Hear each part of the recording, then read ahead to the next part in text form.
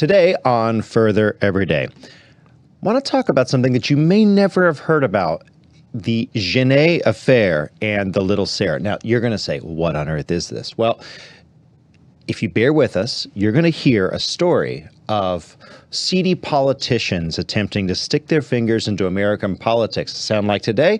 Well, this is 1793, George Washington's day and his presidency. And I'm looking forward to kind of breaking down some of the thoughts that our founding fathers had. We're going to have some fun with that. We're also going to do some apologetics. We're going to do some cool trivia and song review. And of course, we're going to do in the book corner, the Screw Tape Letter. So join us all for that today.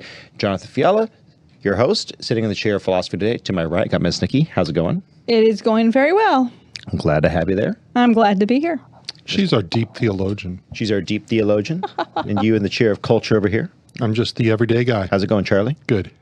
Glad to have you. Just the everyday guy.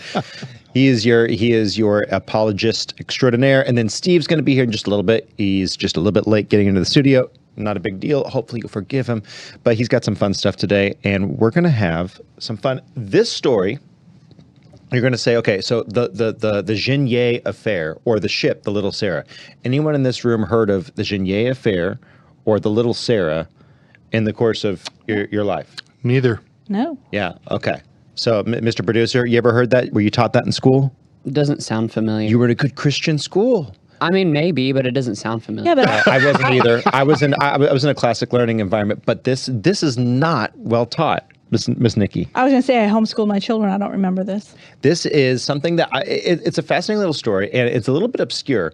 But I was reading some letters from Jefferson to Washington this week in preparation for this, and I just pick up this one correspondence in July 11th, 1793, which we'll get to in a little bit. And I said, I've got to know more. There's a story here, because Washington's writing to Jefferson saying, how on earth are these Frenchies going to get away with trying to contravene the president of the United States by making an appeal to the public? Mm-hmm. So. And you know what that sounds like? Yeah. Doesn't that sound like Trump? It sounds like Trump's having to deal with that right now. Yep. He's having to deal with it right now. And so just bear with us. But this is going to be a fun story. So sit down, grab your popcorn, and enjoy. I think you're going to find this to be a fascinating review. So first cut, Mr. Producer, the Little Sarah, and this is known as the Citizen Genet affair, a story of foreign entanglements with seedy politicians. Next cut, Mr. Producer, just some definitions. Edmond Charles Genet was the French minister to the United States of America. He was the diplomat. And what you're seeing there is a representation of the Little Sarah. It was liberated from Britain recently, and then it was being armed by France on American soil in 1793. Now, Doesn't look so little. Thank you, Mr. Producer. Real quick, on the note of it being armed, it was being armed for privateer use to attack Britain, because if you remember, Britain and France are having a full-on skirmish. They're going back and forth right after we finalize our Constitution as the United States of America in 1791. This is 1793. We have just pushed off the British, and the peace is somewhat uneasy. We have been helping the French Revolution.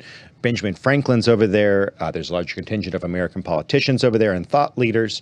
And so we're really good friends with the French. And you know, that's not something to be glossed over real quick. A lot of absolutely. people don't understand how much interaction we had with France during that time, and the travel back and forth. Mm-hmm. It was. It's why we had it was as regular as what it could be at that time. We were very friendly with the French. So the French take this as, well, we can gloss over their duty to Britain via the Americans' contract or treaty with the Brits, that America was not supposed to harbor any aggressor against the British's Navy ships. No materials, no personnel. We were not supposed to take part in another war. Obviously, it was a non-aggression pact. So this French minister, Genet, says, not a big deal. I'll do what I want. So they're rearming this ship in an American port. Next cut, Mr. Producer. And then we send along Alexander J. Dallas. It's like, hey, he sent as an envoy. Charles Genet, you can't do this. This is not permissible. This is a break of our treaty with Britain. You cannot be arming an American ship in your port. Thank you, Mr. Producer. In fact, he even says this ship is not permitted to leave port until it is disarmed. It cannot leave American soil armed because that would be an act of war under our treaty with the Brits. We don't want to be back in your European conflict. Right. Absolutely. We don't want to do this, okay? So what happens? Well, Thomas Jefferson becomes involved. And so Thomas Jefferson he has sent Alexander J. Dallas to go talk to Genet. Genet comes in to Thomas Jefferson. And this is the conversation as written to George Washington. This is Thomas Jefferson's elucidation of how the meeting went with Charles Genet. So the Frenchy minister is saying, hey, I'm gonna do what I'm gonna do. In fact, you guys owe it to us, the French, because we are your brothers in liberty. And we're going to kind of involve you in this conflict with the British. And we're going to make you silent partners. And just trust me, it's going to be great. So he's pushing his way in. And this is the vibe. So Jefferson's account to Washington, who's the president, George Washington at this time, Thomas Jefferson responds with this. He sends a letter to Washington. On his coming into the room, number 4, Mr. Producer, I told him I called on the subject of the little Sarah, that our information was that she was armed contrary to the decision of the president, which had been communicated to him, Genet, and that she would sail that day, and that should she sail that day, I would request that he would detain her till we could inquire into the fact and lay it before the president, who would be here on Wednesday. He took up the subject instantly with a very high tone and went into an immense field of declamation and complaint. I found it necessary to let him go on, and in fact, I could do no otherwise, for the few efforts which I made to take some part in the conversation were quite ineffectual. The French guy talked fast, loud, and was yelling at Thomas Jefferson, absolutely disrespecting the office. Yes. Yep. Does this sound like someone in modern politics? Oh, yeah. Your local Democrat or your federal Democrat. Wait for it. Let's continue. Next cut, Mr. Producer. I told him, no, they were sovereign. Excuse me. So, no. Here we go. I stopped him at the subject of calling Congress. He says, well, I'm going to talk to Congress. Explained our Constitution to him as having divided the functions of government among 3 different authorities, executive, legislative, and judiciary, each of which were supreme in all questions belonging to their department, and independent of the others, that all the questions which had arisen between him and us belonged to the executive department, and if Congress were sitting, could not be carried to them, nor would they take notice of them. He asked if they were not the sovereign. Congress is not the sovereign over the executive. Yet what do we see happening with Congress and the judiciary? Oh, yes. Let's go back to the framing when they had it straight. They were trying to lay this out. So let's go to the next cut, Mr. Producer, number 6. I told him no. They were sovereign in making only laws, Congress was. The executive was sovereign in executing them, and the judiciary in construing them where they related to their departments.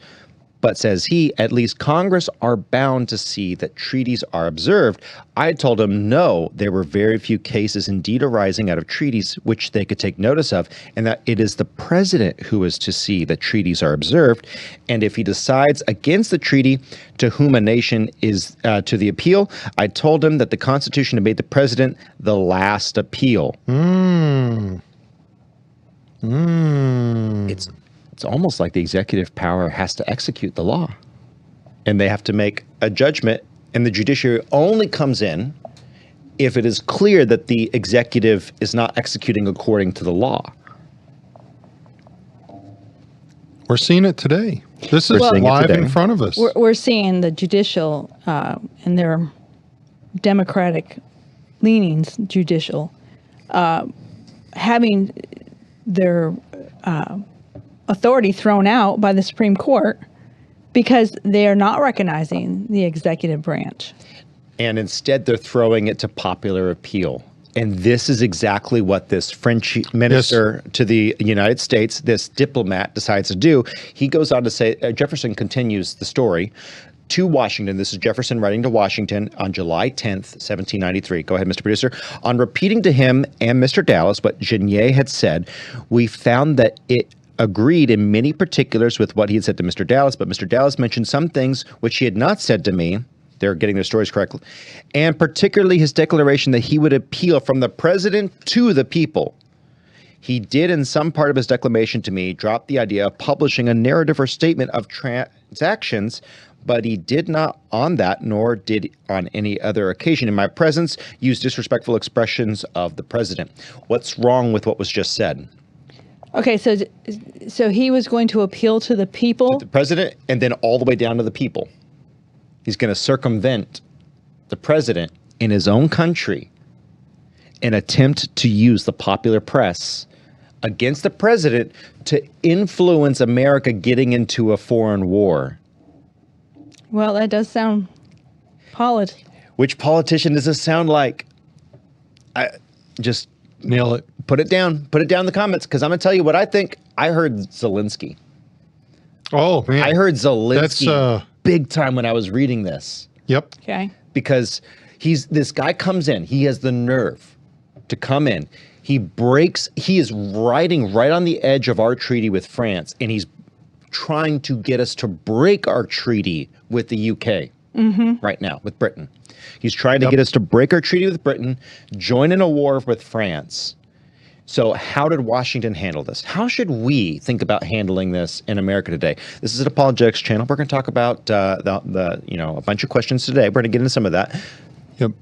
But apologetics is not limited to the so-called morality, because all of this is your morality. It is all informed by how do we as a nation, as a Christian nation, function in the world. Can we be pulled? Should we be pulled into these forever wars?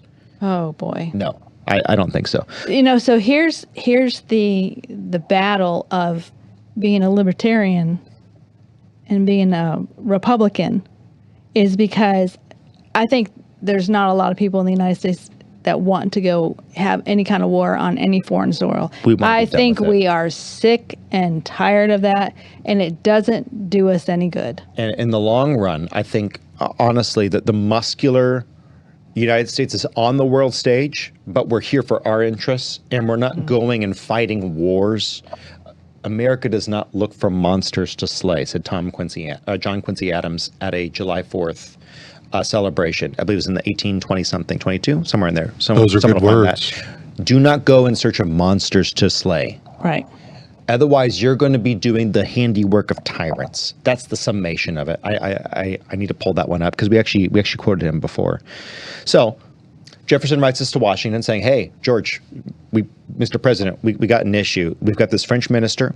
He's saying he's going to try to create a popular appeal within the Democratic Party. Oh, yes, they had just formed the Democratic Party. Within the Democratic Party, against the treaties that we've signed with Britain, the peace deal that we just brokered in the last decade. We're finally free of Britain, and we're finally, in some sense, somewhat stable. It wasn't perfectly stable. Those who've studied history know that 1812 was a rough year. So it was really the final war of independence was 1812. But this is Washington's response, President George Washington's response to Jefferson on July 11th, 1793. Sir, before I had read the papers put into my hands by you requiring instant attention and a messenger could reach your office, you had left town. What is to be done in the case of the little Sarah now at Chester? Is the minister of the French Republic to set the acts of this government at defiance with impunity? Can he get away with this? Can he be allowed to get away with this? Is he going to be allowed to meddle in our affairs and suck us into a war? No. There's something wrong here. The president has to be able to act. They seized this boat, and the question is what do we do? when we have another nation meddling in our affairs as Americans? How do we act, and what authority does the president have to act under this? And we're going to get to the judicial side in just a moment. But to continue his letter to Thomas Jefferson, George Washington writes, and then threaten the executive with an appeal to the people? What must the world think of such conduct and of the government of the United States in submitting to it? These are serious questions. Circumstances press for the decision, and as you have had time to consider them, upon me they have come unexpected. I wish to receive your opinion upon them even before tomorrow, for the vessel may then be gone. We've got to lock this down. The King and I. You know the show The King and I, right, Mr. Producer? I do. There is a scene in The King and I where this man, the king of Siam, has a wife, and she's brought before him having been romanced by another man. And he says, what? Am I to be cuckolded in my own palace? Am I to be disgraced before my court? That's Washington's feeling right now. Yeah. He's like, I am getting cucked in front of the world. I've got to respond. How do I respond, Jefferson? Because I don't know what to do. A dictator would kill this guy, right? And then cut off ties. A rash dictator would do this. It would just murder this man. And remember, we're in the 1700s. We're in the era. This is fragile. This is a fragile moment.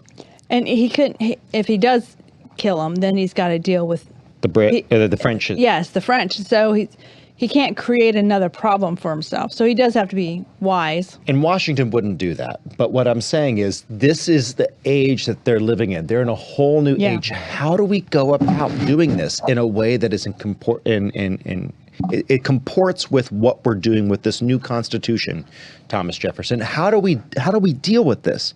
Because I'm getting cuckolded in my own palace. He's making it very clear this has got to be dealt with. It's not cool. Yeah. You can't do this to America. Howdy, Steve. Howdy, sir. Glad you're here. So I'm glad to be here. Intense moment. You missed some of the interesting setup, but just ride with us. What it sounds like, I have missed some good stuff. So This is modern day. it's 1793, and we're watching the Vladimir Zelensky of Washington and Jefferson's day traipse in and say, I'm going to make an appeal to the public. I'm going to get the Democratic Party on my side and have them protest. Not kidding. That's where this goes. Okay? Not kidding. That's where this goes. So for those that think that some of the things that we've seen over the last 20, 30, 40 years is new, it is not new. There's nothing new under the sun. There may be a slightly new costume to it. They might be more brazen. It might be more brazen. There might be less decorum. But it's not new. It's the same thing. It's the same stuff. It is the same thing. So Washington poses this to Jefferson, and he says, okay, what do I even do? He goes to his cabinet and he says, what do I do? In fact, he says, I'd rather die than be in this situation. Like he is upset. He is frustrated. Well, think of the consequences. Because he's in the situation of, do I support the French? Yeah. Against who's really kind of our enemy that we have a treaty with. Mm-hmm. I'm in this horrible position, and public sentiment is for France right now. Mm-hmm. So how do I do this? Trump, what do I do with Ukraine? Because they're not the aggressor. They are the aggressed. Yep. But they want to suck us into this war with a nuclear power. So what did Trump do? It's a good question. I'm glad you asked. August 8th. Okay, this question has gone back and forth. August 8th, 1793. He writes to the Supreme Court. In the Supreme Court, John Jay, who is the chief of the Supreme Court, responds back with, okay, you've asked us what our opinion is on this. What can we do for you? George Washington says, hey, I want your opinion, Supreme Court. How should I act in regards to this treaty? What should I do? How do I navigate this? I want to have your opinion, Supreme Court. This is what John Jay and the Supreme Court respond back with. The lines of separation drawn by the Constitution between the three departments of government, there being, in certain respects, checks on each other, and our being judges of a court in the last resort are considerations which afford strong arguments against the propriety of our extrajudicially, deciding the question alluded to, especially as the power given by the Constitution to the president of calling the heads of departments for opinions seems to have been purposefully, as well as expressly, limited to executive departments. Continue, Mr. Producer. I'm not sure what happened there. I think we got a couple duplicates. That's okay. So, yep, that's okay. Washington. I'm sorry. Washington responds with, I'm sorry. yikes, guys, yikes. Washington, all this buildup, I want to ask you guys questions. I want to ask, how do I manage this? Excuse me. I'm sorry. We can't say anything. So Washington has this response, cut 12, Mr. Producer. There you go. 13. Sorry, 13. There we go. So what is a president to do? Excuse me. What is a president to do? Gosh. Because he cannot ask the judiciary. The Congress don't have anything to say about this. So now the president has to. This is one of the first crises of executive power. This is one of the first crises of executive power. The president has to navigate this. So we're trying to figure out what to do here. And now in between all of these different steps, what does this French minister do? This diplomat from France, he puts in for political cartoons of Washington's head in a guillotine. Oh dear! You mean they had memes back then? They had memes back then. And they were mean. They were mean. And they said, oh, the president is against France. And they wrote all of these opinions against George Washington.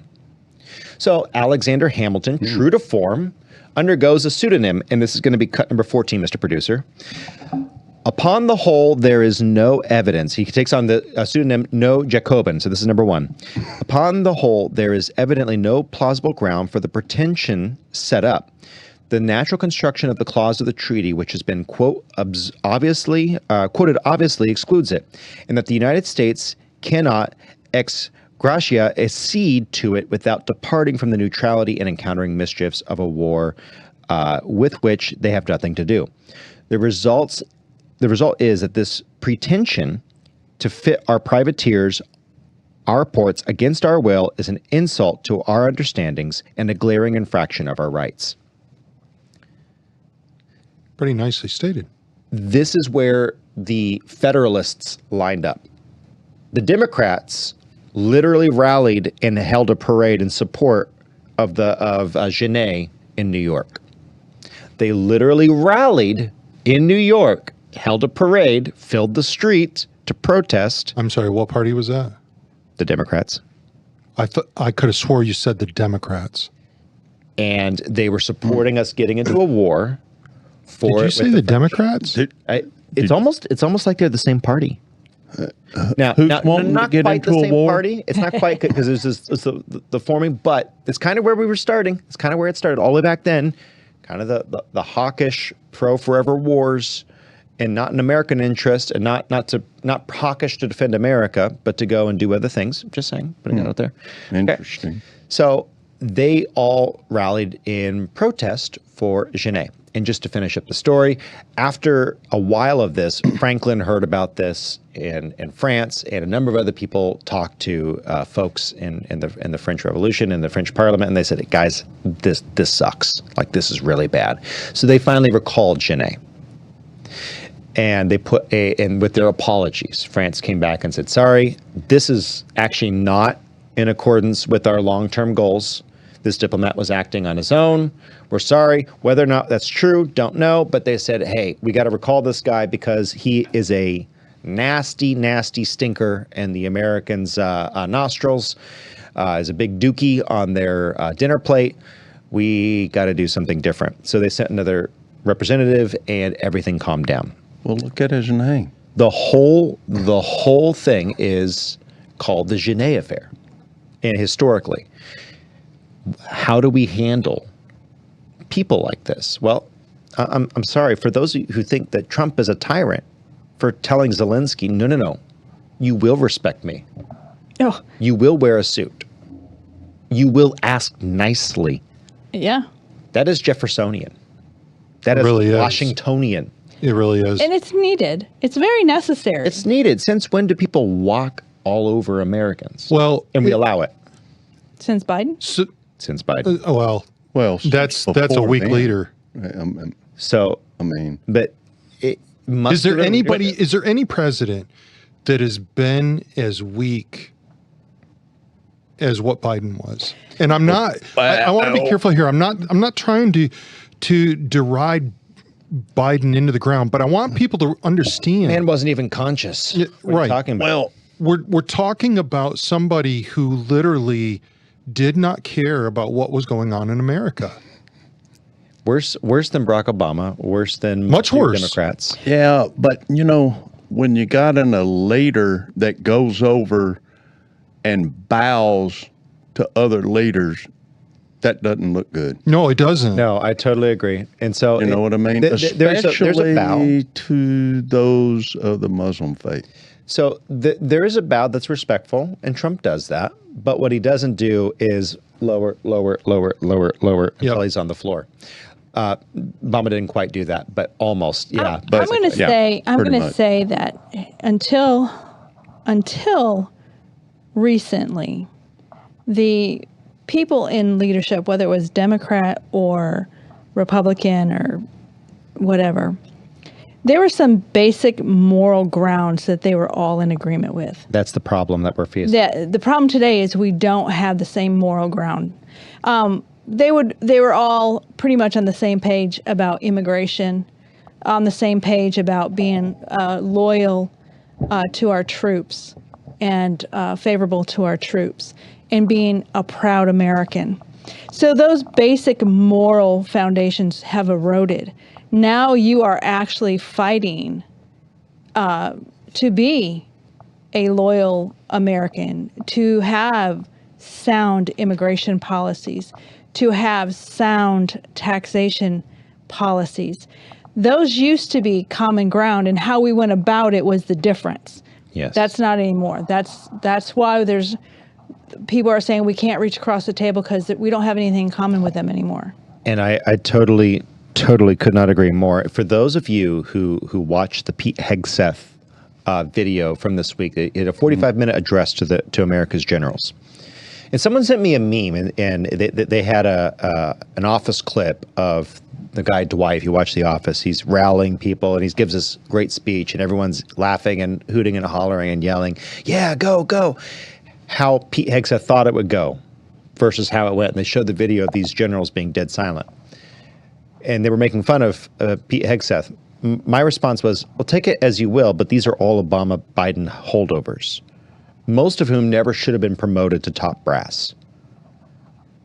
And Pete Hegseth is all but telling them to their faces, yeah, that's what I think of you, and the expectations will now change. So I actually want to pull up a cut from that, and then I want to get everyone's thoughts and reaction to it. This is from the AP. Mr. Producer, is going to be cut number 15. And this is a veteran, it's titled A Veteran's Response to Pete Hegseth's speech. And I'd like to break it down. Go ahead. For too long, we've promoted too many uniformed leaders for the wrong reasons, based on their race, based on gender quotas. The broader complication and the fear that I have in a moment like this is we are a nation that wants to fight our wars with all volunteers. And we should want every able-bodied American who is willing and wants to serve their country to raise their hand and do so. That can only happen if they feel like it's a place also worth working. Based on my own time in the military, it was like, oh, here we go again. Every so often we've got to go through one of these things where somebody in a position of power thinks women are wrecking the U.S. military. Those physical standards must be high and gender neutral. If women can make it, excellent. If not, it is what it is. We have just over time evolved to, especially like with women, there have become more and more women in the force. It's taken some time, but some of those women have climbed to the top ranks. I guarantee you those women had to earn the respect of the men who were serving alongside them, but oftentimes male commanders who had a say in whether they got their next promotion. And so to suggest that there are like women who are getting special favor in today's military is just not true. So talk about getting, remember I said, am I to be cuckolded in my own country, in my own palace? Is the Secretary of War, does he have the right to say, yeah, you got to meet physical standards? If you're a woman or a man, fine. It doesn't matter. Okay, so we have a real, we want to say transgender stuff and that a man coming into a woman's sports that, he's not stronger, he's now a she, and we have this delusion that they're equal. And it's a delusion because when you see the trans male who is now in a female sport, they're superior. Yeah, trans visibility wasn't necessary. They were very visible. So we were very sorry that they are stronger than women. It's a contradiction from one argument to the other. Now, if I'm in a war, I want guys showing up at my door. I don't want. If I see women coming, I might be a little nervous. Okay. However, if you're a woman and you can do everything that a man can do, you got my support. You've got my support. You can do it. But we're not going to dumb down the standards so women can feel good. Okay? You don't play in the NFL. And the reason you don't play in the NFL is because you aren't strong enough and nobody's going to invest in you to play in the NFL. Why don't you go out there and wrestle a guy in a male wrestling match? You're not strong enough. So don't sit there and tell me and cry because you want to serve in combat, but you can't keep up with the men and that you deserve it. Oh, you can serve in the War Department. I'm all for it. But you got to qualify. And you got to also be able to meet the combat standards. And so I want to address a couple of comments. One of them is from Jay Taylor. No women should be in the military. I actually absolutely agree with you. I think no women. It is a disordered society that puts mothers, sisters, daughters on the front line.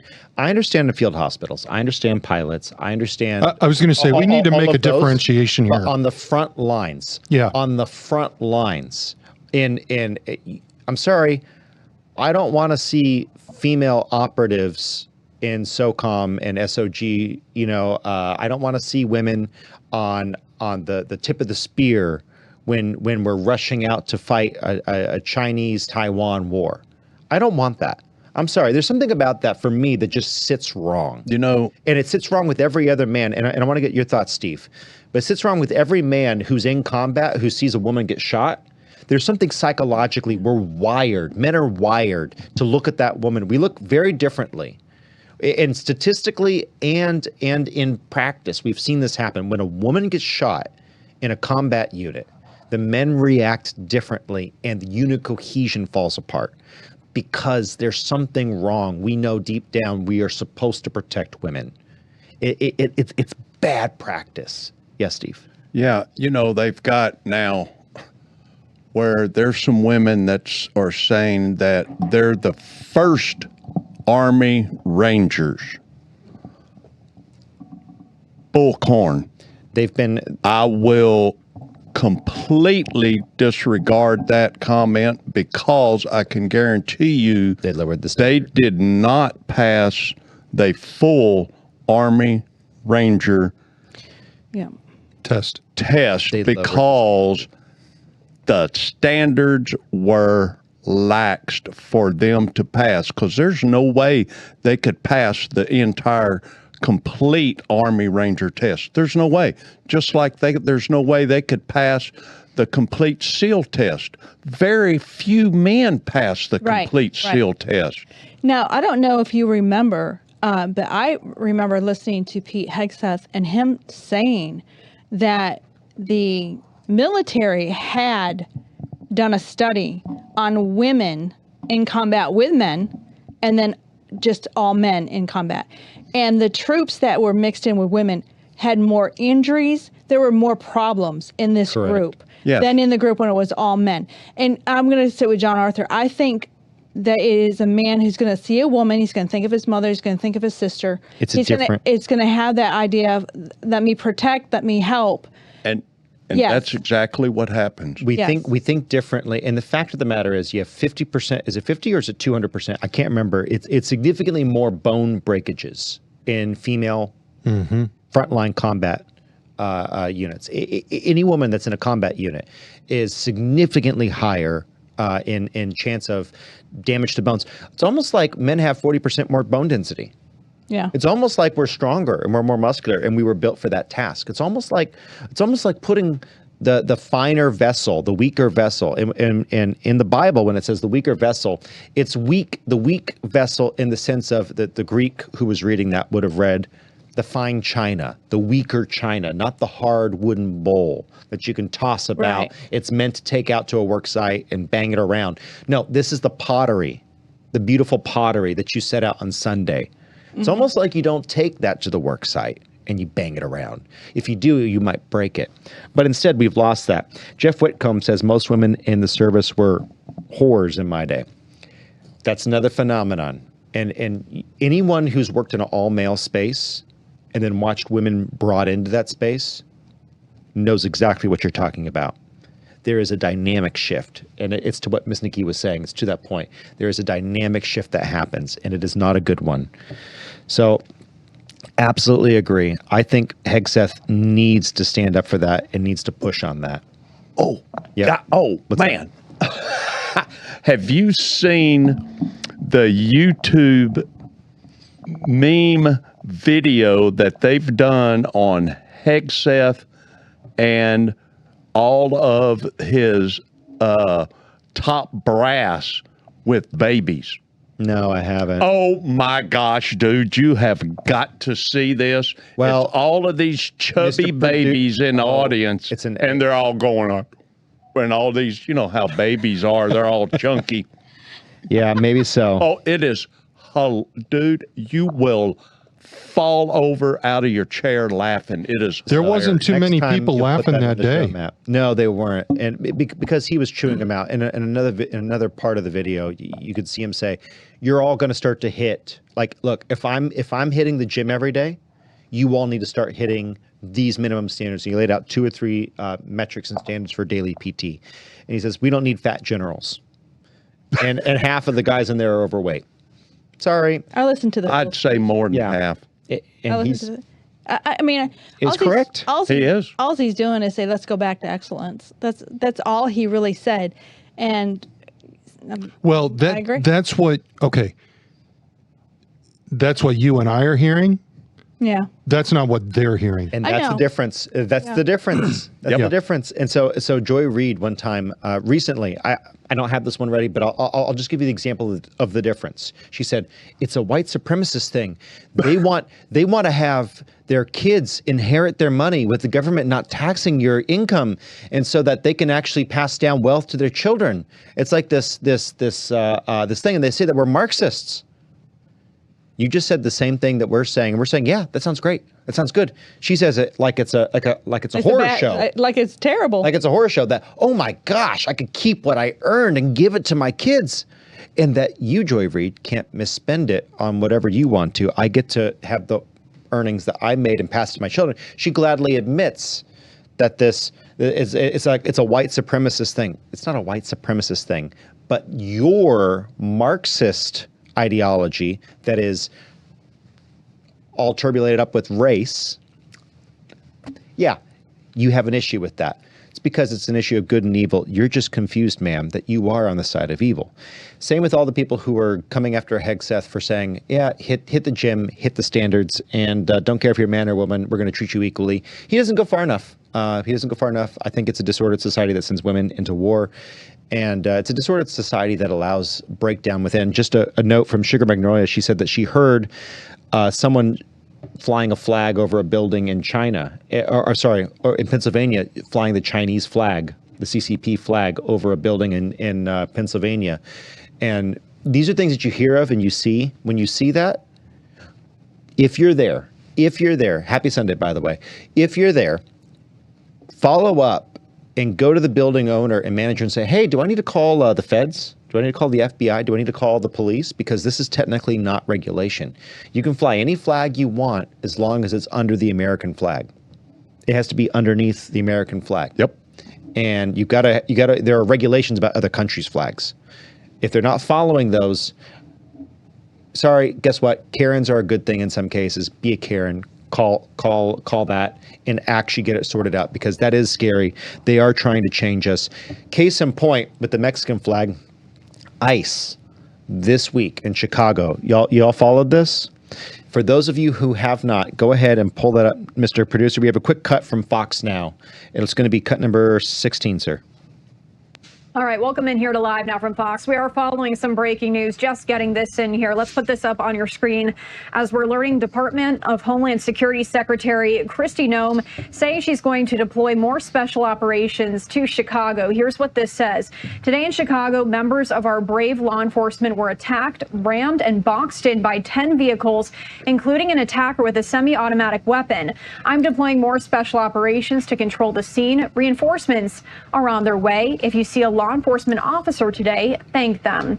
This post coming shortly after we did see another social media post here from Department of Homeland Security Assistant Secretary Tricia McLaughlin, after she shared that federal agents were rammed and boxed in by 10 cars in Broadview, Illinois, and that's where anti-U.S. Immigration and Customs Enforcement crowds have been gathering for days. DHS said agents were unable to move their vehicles and they had to exit. One of the drivers accused of ramming into the law enforcement vehicle was armed with a semi-automatic weapon, as we just shared with you here. McLaughlin said officers, quote, were forced to deploy their weapons and fire defensive shots at an armed U.S. citizen. McLaughlin also noted that the armed woman, who was a U.S. citizen, was named in a Customs and Border Protection Intelligence Bulletin. The woman allegedly doxed agents. No law enforcement officers were seriously injured during this incident, adding that the situation is evolving as you are taking a live look now at Chicago. The agents were reportedly performing a routine patrol in Broadview, which is a suburb of Chicago, when the alleged assault occurred. Now, I also wanted to share here some video that we do have from yesterday, as Fox News witnessed more than a dozen protesters being arrested in the streets near the ICE processing center in Broadview. Local authorities charged at least 5 people. DHS Secretary Kristi Noem saying yesterday that she and her team also were blocked from accessing the Village of Broadview Municipal Building, located about 12 miles west of downtown Chicago. Noem said that she and her team were stopping for a quick bathroom break. And in the same post on social media, Noem slammed Illinois Governor J.B. Pritzker as well. So this is a video from yesterday there. I just wanted to clarify that, but we are learning here. If we could go back to this first post here from Kristi Noem. I'm asking my producer to pull that back up for us. This is just coming in here. We are learning now that Noem is saying she will be deploying more special operations to Chicago in light of all of this. So we will continue to follow this breaking news here. This just coming in moments ago.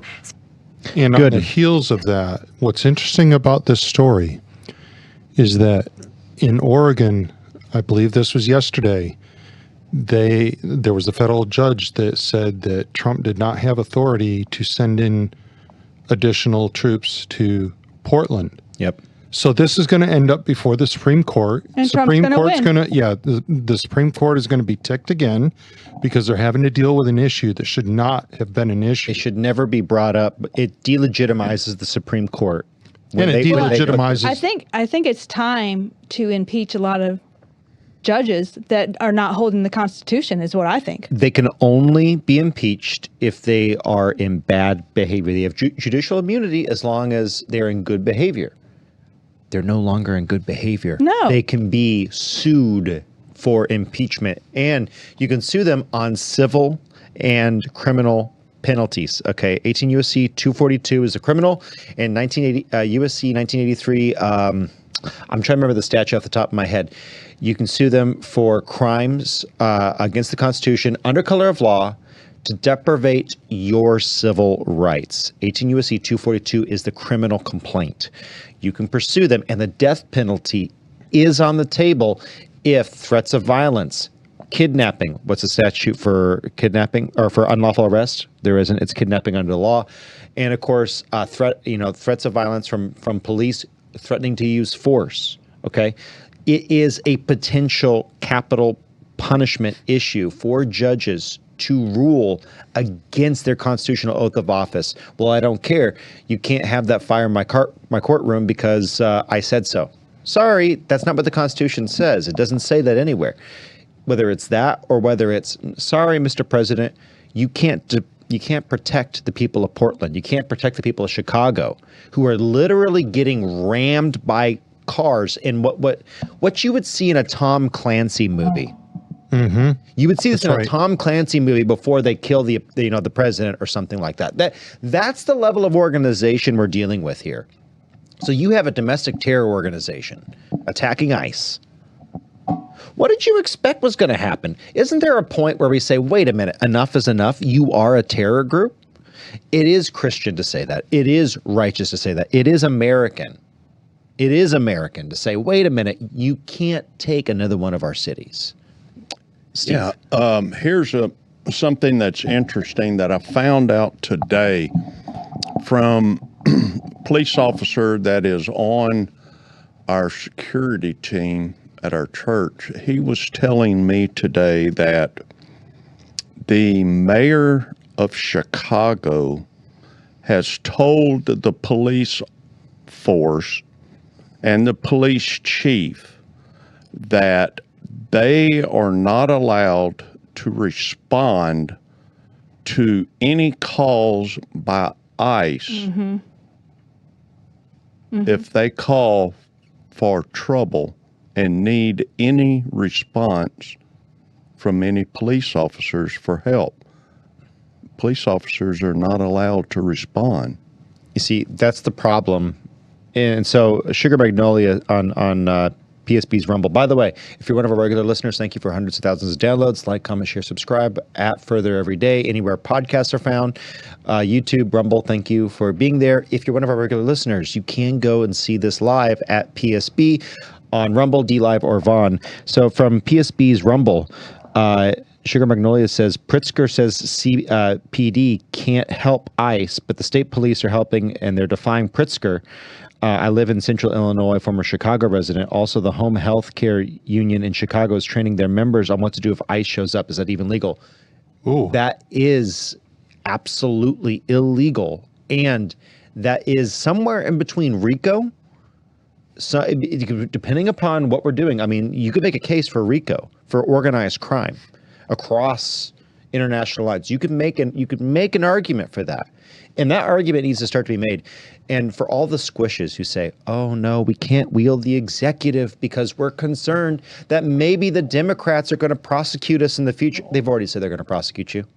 So you might as well just go ahead and take the bad ones. As a matter of fact, let me add on to that real quick. Folks, the importance of how you vote, especially moving forward from today, could not be overemphasized. So if you think that what's going on right now is an issue for Democrats, you're absolutely going to end up on the other side of the coin if Democrats are elected into power. And it will be unbelievably bad if they were to take all three parts of the government. We need to start to utilize the power. And here's why. You have 4 years of Donald Trump, 4 years of Biden, 4 years of Donald Trump. Before that, you have 8 years of Barack Obama. What did we have before Barack Obama? We had George W. Bush, not a conservative. The first time in my lifetime that we actually have a somewhat conservative president. He's really inflation a moderate. Disappears. Yeah, he's a moderate. But he's a businessman. Yeah. He's running the country because he understands business. He's barely a conservative. Right. And look at how good things are. Look at how good things are. Mm-hmm. He's barely a conservative, and he surrounded himself with conservatives because the left hates him so much because he deigned to do anything other than their lock-knee step. So yeah, absolutely, full raids on ICE. How can you say that as a Christian? Or how can you say that as a Christian? ICE raiding these poor mamacitas. I'm talking about MS-13 gang dwellers. And let's go to the birds of a feather flock together Aesop fable for a second. Yeah. For those of you who were not taught this, did you ever read Aesop's fables, Mr. Producer? Oh, Aesop. I don't believe so. So Aesop's fables, you have birds of a feather flock together. The farmer comes out and he is going after these cranes that have been destroying the crops. It was either the storks or the cranes. He's killing the cranes, and the stork comes along and says, "Well, hey, I haven't done anything. Why are you gonna kill me?" Because you were with them, because you were flocking with them, because you were riding with them, because you weren't stopping it. You were right in the middle. I don't know you. I don't know you. I know what the group that you've been working with, what they've been doing. I'm not advocating for anything other than just treatment of illegal aliens. I'm not advocating for anything other than just treatment. Take them out of the country. If they resist, if they try to shoot up the place, if they decide to box ICE agents in with cars, if Americans are involved with doing that, deport them and or put them in Guantanamo Bay. Because honestly, they're acting right now. That act, what we saw in Chicago, you are now acting as a terrorist. Sure. A domestic terrorist. Yes. And if you're illegal, if you're a citizen, birds of a feather, it's not just that you're associated, you're doing it. These people need to lose their citizenship, or they need to be tried to the fullest extent of the law. Well, agreed. I think those that are, maybe I'm wrong, but I remember watching something on YouTube, and it was ICE. I want to say it was in Chicago, but I'm not really sure. And they were picking up a guy, and the neighbors were all coming out, and they were yelling and, yelling at ICE and all this. And this young man, I don't even know, he was 16, 17, 18, I don't know, he was pretty young. He threw something at the truck as they were walking away. And boy, they stopped, and they got off that truck, and they grabbed that young man, and then his mother came. That's why I'm saying he might have been. And they both got arrested. Good. Thrown in the truck and taken with them. Good. But when you're going after ICE, that's federal. Do you understand? That's not just a little slap on your hand. That's a federal charge. You have to wonder what the DOJ would be doing right now. And I'm not here to criticize Pam Bondi. You have to wonder what it would be like under Matt Gaetz. You know what? I wish Bondi all the good things in this world, far away from her position right now where she is. I hope, or I hope that she improves and she lives up to it. She has not been at all living the conservative voice. I hope that she starts to.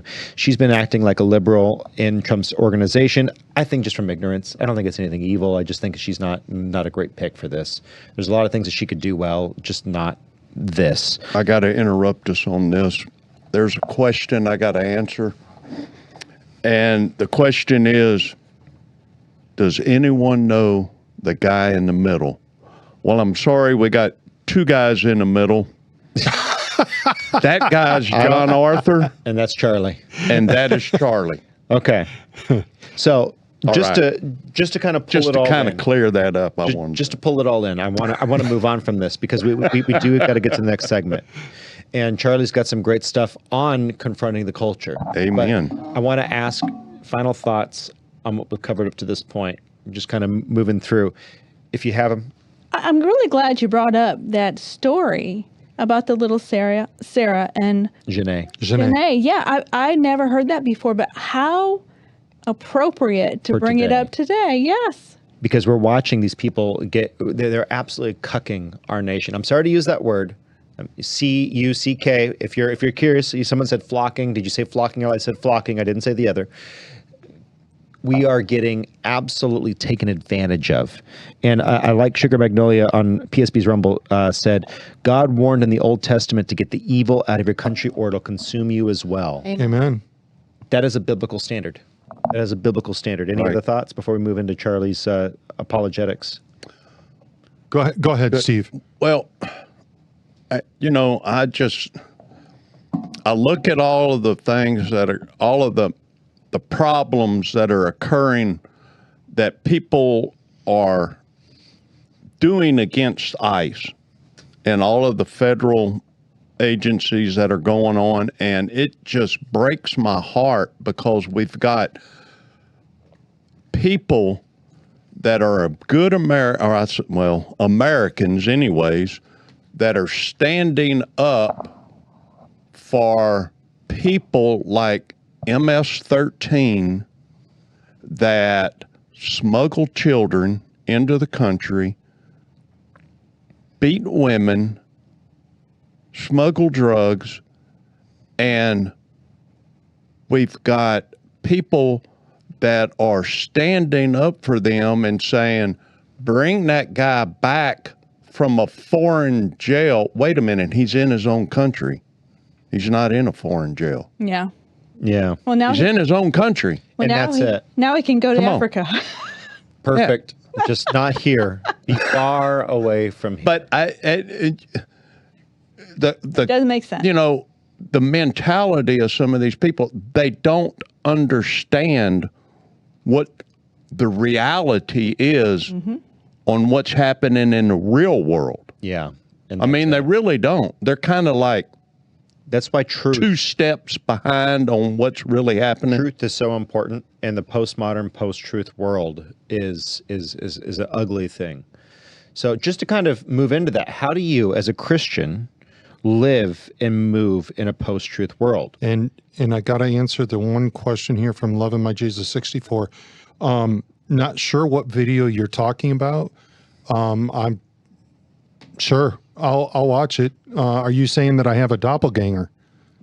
Put it in the chat. Put it in the chat. And then let's move into the apologetics. Yeah.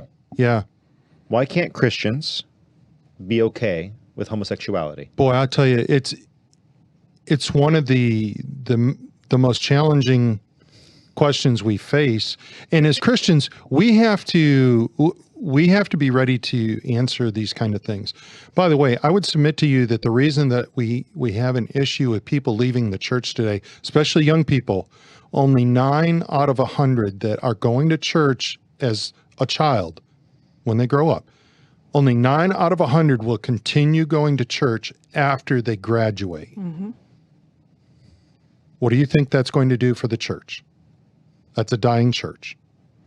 So one of the reasons is because as we're raising our children, we're not enabling our children to have the answers that they need to defend their faith. And guess who starts to ask questions themselves? Our children. So that's not going to work. We've got to equip our children with those answers. We need to teach them how to find those answers. All right.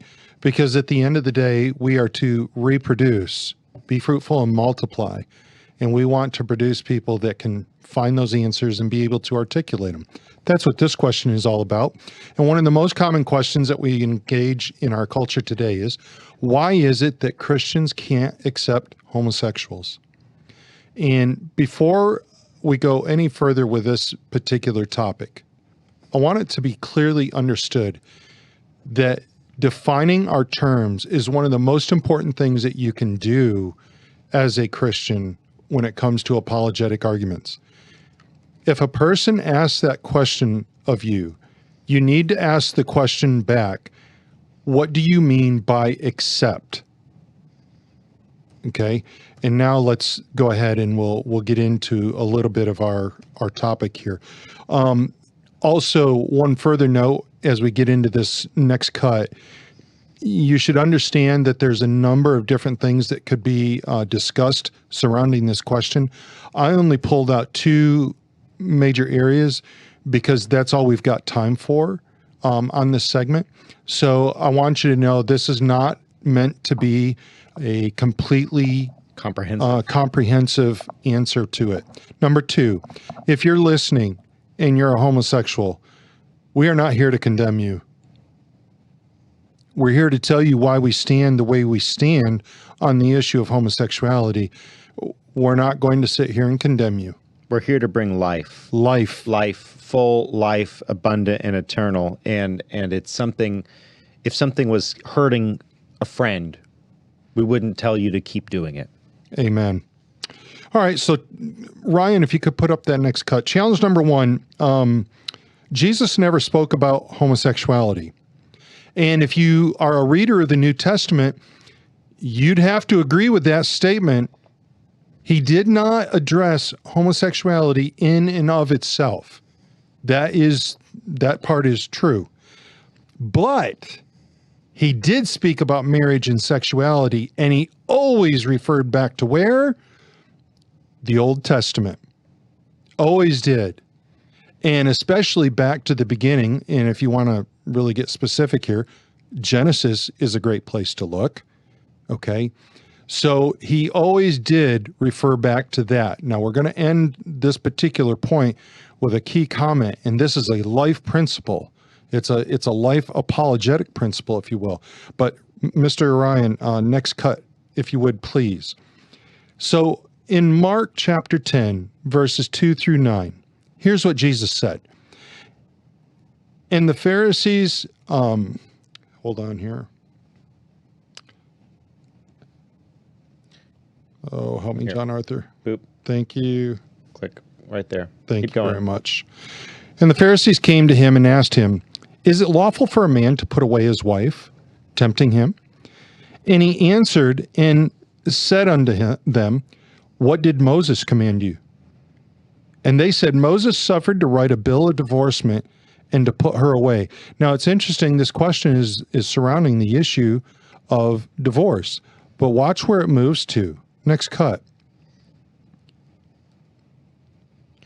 And I'm going to have to, there we go. Sorry, guys. He's got to get his readers out. I got to get my readers out. And Jesus answered and said unto them, for the hardness of your heart, he wrote you this precept. But from the beginning of the creation, God made them male and female. I'm sorry, what did he make them? Male and female. That's a key statement right there. For this cause shall a man leave his father and mother and cleave to his wife. Next cut. And they twain shall be one flesh. So then they are no more twain, but one flesh. What therefore God hath joined together, let not man put asunder. Now, here's the key here that I want you to remember. If if God were to allow homosexuality, he would have done that from the beginning. Mm-hmm. But that was against the laws of his creation, the way that he created things. It's against the telos, the purpose. The purpose. And if you read the Bible in totality, marriage is an incredible representation of Christ in the church. That's the purpose of marriage. It's incredibly symbolic. And if you'll know, all the responsibilities given to man in a marriage are the responsibilities that Christ fulfills to us. So there's an incredible purpose to it. What would the purpose be in that if it were a homosexual relationship? There's a difficulty there. And it's one that cannot be overlooked.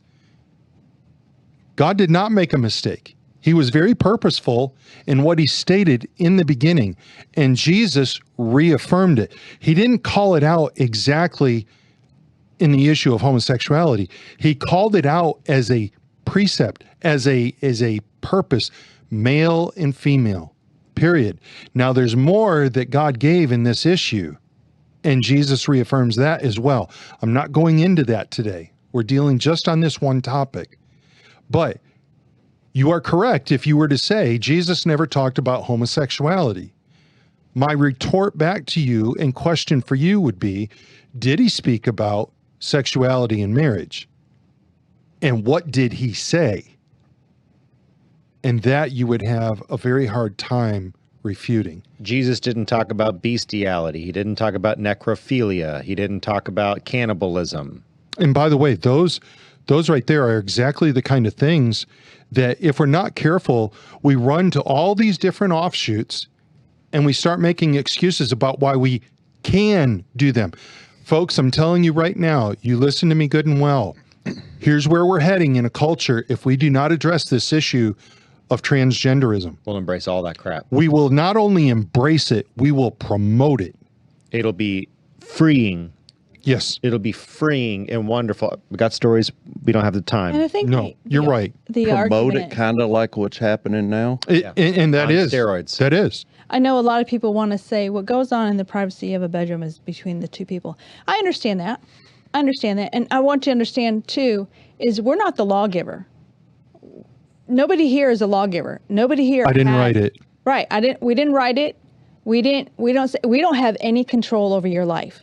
Where were you when I set the boundaries of the deep? Oh, That's right. That's what God said. wow. Who are you? I'm not God. I didn't No? write that. Hey, there's a part of me that wants to say, hey, happy dory, hunky dory, do whatever you want, whatever friction you like, whatever pleases you, whatever. The fact of the matter is, it does matter, and it hurts you.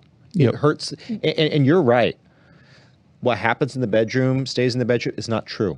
No, it's not. You know how we know? Look at the Charlie Kirk shooter. That's a fact. Look at the deviancy, Yep. and it spills out. Yeah. We are mimetic creatures. We are communal creatures. And so Sugar Magnolia says this is an abomination. I'm not going to hurt myself here. 1 Corinthians 6:9-11. Those who will not inherit the kingdom of God. And it's more than just different types of sexual immorality. Mm-hmm.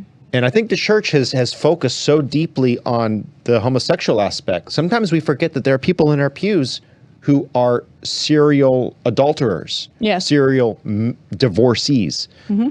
Divorce happens. I'm not attacking you if you had a divorce. I will say if you've had 5, that there's a question mark. There's a question mark. Maybe you were faultless in all of them. Got it. Possible. I'm not coming at you. But I'm saying if you're not taking it seriously, and if you're not repenting of that, you're in danger. Like there's something wrong. Eternity is coming. Death is coming for all of us. And then Correct. there is eternity. So I know it's really good to have all those people around you to give you the comfort and the support that you want for the moment. But when the reality of death and eternity hits, there's nobody's going to be there. There's no program. There's no consultation. There's nothing that's going to make you feel better and make you feel right about this. Big Correct. Cuyuna. Could not agree with you more, as long as it's done within the parameters that God set forth. And that's the whole point. God designed everything. You hunger, you thirst because you hunger for the bread of life. You thirst for the living water. You desire unconditional love because you were made to be loved by God. And you were made to love God as he loves you someday when you are sanctified. These are the natural things. There are perversions of each of those. What Gluttony. What a great segue. Keep going. Into this. No, it's a great segue into challenge number 2 on this topic. What could be wrong about love? What, I mean, Define it. hello. Define love. That was it. exactly the first question that you should ask back. Define what love is.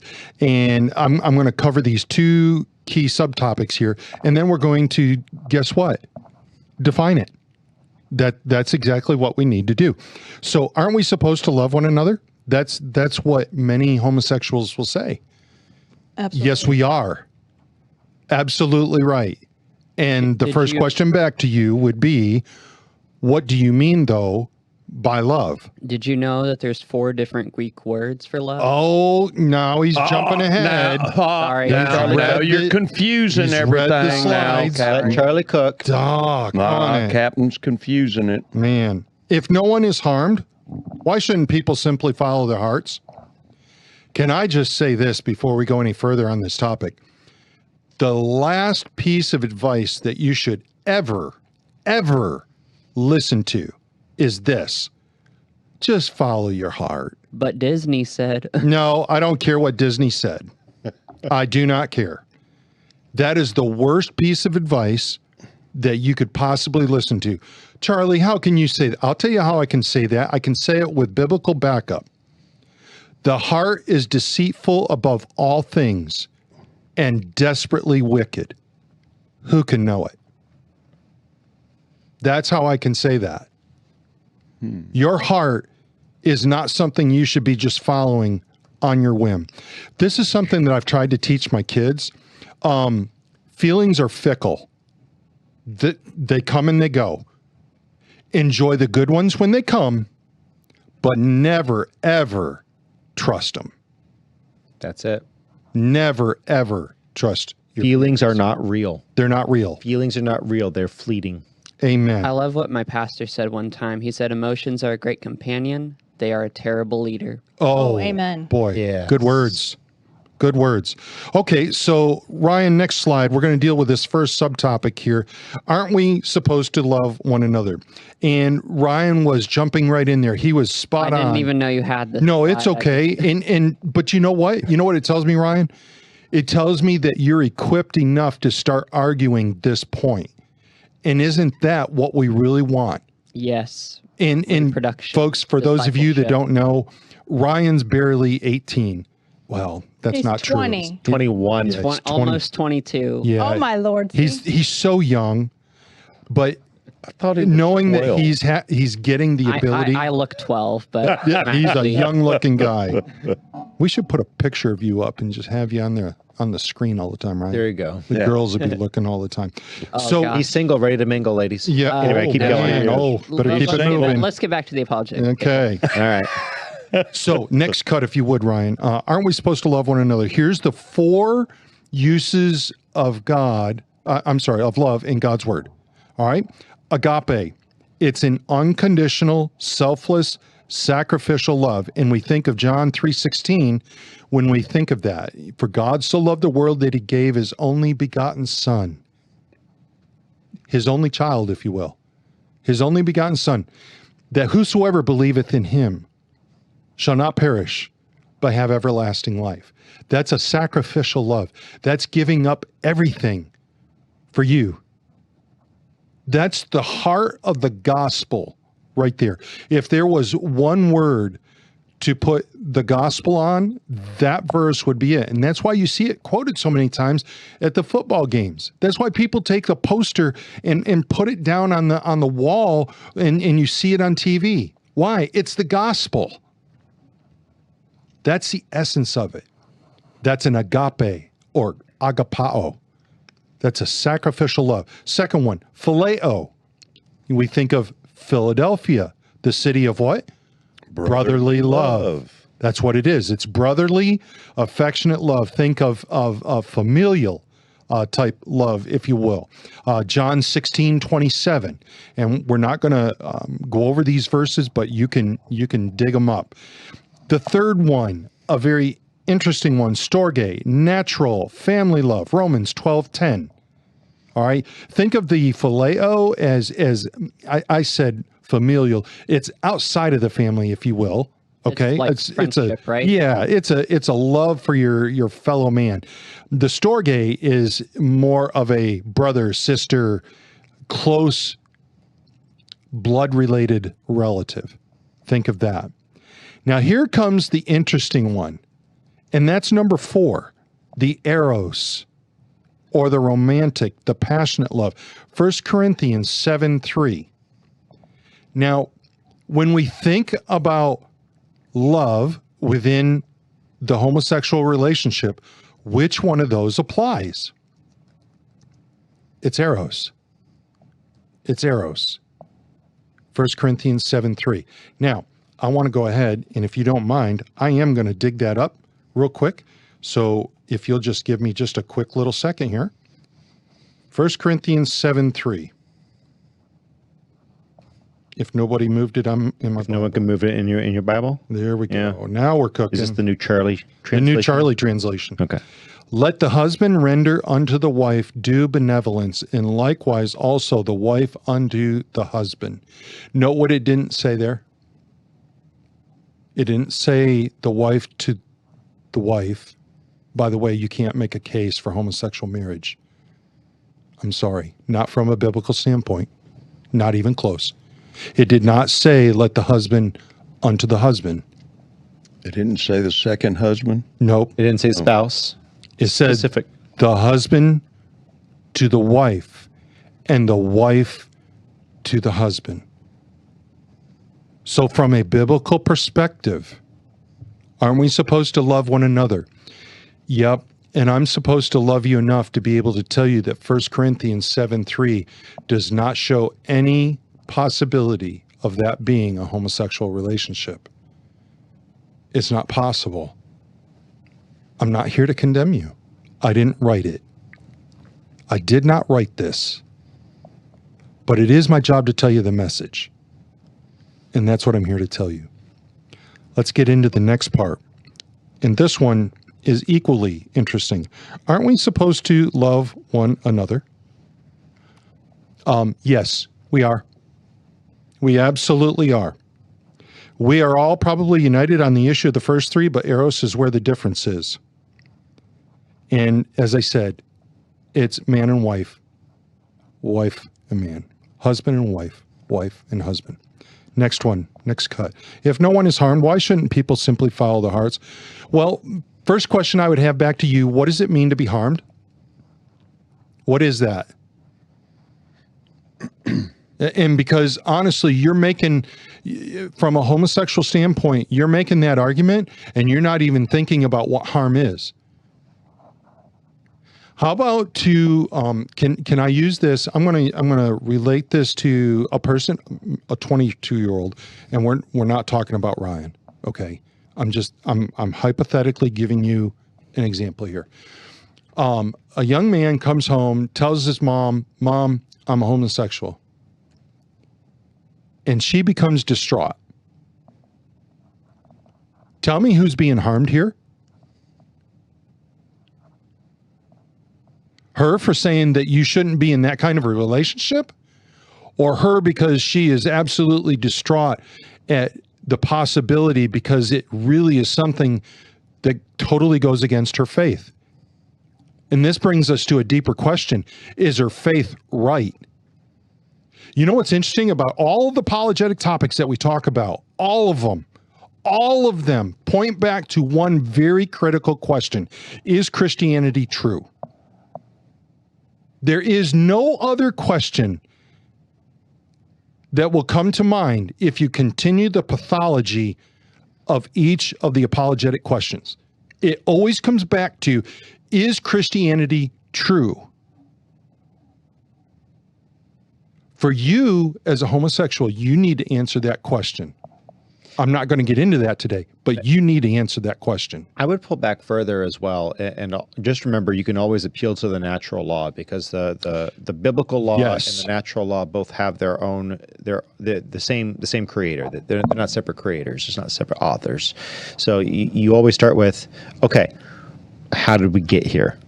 And usually pre-rapid onset gender dysmorphia, as laid out by that lady at Brown, that one doctor at Brown in 2014, pre-onset rapid onset gender dysmorphia, it was about 80 to 90% had suffered some sort of trauma, usually sexual. Usually some adult had harmed them, or they had an abusive mother or father who was verbally abusive to the point where they could not identify with the traditional gender roles. And so you could start there and you could say, look, God has a plan for you, has a desired outcome, and accepting something that is twisted is only going to harm you further. And that's where we as Christians come. So someone asked right at the beginning, they said, why do you care whether or not Christians like or accept the gays? It's not about liking or accepting. It's about reaching. At the end of the day, in America, I prayed when I was young, Lord, send me be a missionary. I want to go out and I want to go to Africa or to South America, and I want to talk with unreached people groups in the Pacific Islands, whatever. I came to realize that God sent me here. I was born in the United States. He sent me here. My natives wear purple hair and have nose rings and think they are the opposite gender. Those are our natives. It's about as bizarre as a pagan belief. Those are probably worse than what's in Africa. We need to meet. Yeah, at least they have some understanding of the natural law. They haven't perverted. Yeah. Right. And I would say that I know a lot of people want to say, oh, you're homophobic and you hate gay people. No, we don't. We don't. This is about the Word of God. This is about truth. And when you are proclaiming truth, you do it in love. So there's not a person on this panel here that would be I act indifferently to a gay person. I have gay friends. I have gay relatives, coworkers, workers, and I like them. I enjoy being with them and talking to them, and they know where I stand, and I know who they are. I'm not going to compromise my convictions, but they're going to look at me and say, well, you know what? She loved me because even though I was something that was against the word of God, she still loved me anyway. You're supposed to model the love Yes. of God calling out to you. So wrote something to Sugar Magnolia, who's saying that she's had her own struggle with someone in her family on PSB on Rumble, and said, look, we're going to pray. That's a hard thing, but you got to remember, be the truth in love, be faithful. And she responded back with this: thank you. We're going to pray for her when we get off the show today, and for her child. She says, thank you. Many prayers are appreciated. It's hard. I had no idea she was being taught this in school. COVID opened my eyes with online learning. Other parents on school districts are upset too. The therapists watch out for them. I walked out on 3 different ones from my son, and they were trying to give me reasons why my kid was on the spectrum or more prone to transitioning. They promote it, and that is the issue. Is we see the predation of the ideology. This ideology preys on people who are neurodivergent. I'm saying that in scare quotes for those of you on audio. It preys for people who are susceptible to this, and we all are on some level of susceptible to deviancy, but it's specifically, insidiously targeted at young girls when they're in their early stages of puberty. It is specifically targeted at young men who are sensitive, and that's why we have an issue. And just one other quick thing here on a couple of resources for Sugar Magnolia. Sam Alberry is a Christian who has same-sex attraction. He's been celibate for many years, but he's dealt with this issue. He has a couple of books that you may be interested in. Sam Alberry, Alberry. And I'll give you another name here, Rosaria Butterfield. Rosaria Butterfield. Very interesting testimony right there. I would encourage you to take a look at that and see if you might be able to find some books. I know they've got a couple of really good books that would be very helpful to you. Just a few last questions here regarding the issue of harm. What about emotional harm or spiritual harm? The psychological harm. There's a lot involved in all of those, and it goes beyond just you, the person that is a homosexual. It reaches into those that you know and touch and interact with on a regular basis. John Arthur was talking about, we could argue this from, I'm going to say, a non-biblical standpoint. And yes, you could. I'd say natural law. Yeah. And there's a reason for that, but keep going. Go ahead. Yeah. The one thing I wanted to bring up, what will happen to the human race if every person on the planet right now became a homosexual? End of life. That's it. It's gone. It's done. Human race is done. Wouldn't Satan love that? It's almost like antisocial behavior in the sexual realm is, including young millennials, or now geriatric millennials not having any kids, right? Yep. Isn't that part of, I speak as a millennial who's waiting for God's timing, looking for the right gal. It's hard to find gals, honestly, who are interested and who also have any real basis in Scripture. Yeah. It's hard. I think it's all part of the Satan's plan. I hope this has kind of helped in terms of understanding why Christians cannot just simply accept homosexual behavior. Yeah. It's against the very essence of their faith. It's against God's nature, quite honestly. Indeed. And so I hope this helps you. Again, one final reminder. This is not meant to be a comprehensive answer to that question. It's just a couple. Yeah. Okay. And I can't overemphasize. I want to say this, is that this type of behavior has been around for thousands of years. But ask yourself this question. Where's the society that has practiced this for hundreds of years? Because there are plenty of societies that don't have the Bible, that don't have the Word of God. Where are those societies? that have embraced and accepted homosexuality, and it's prospering. I'm telling you that you will see in the future, one of the things I heard Putin say, the reason he will not allow homosexuality in Russia is Russia needs babies. We are on the brink in many countries of not being a country in 2 decades.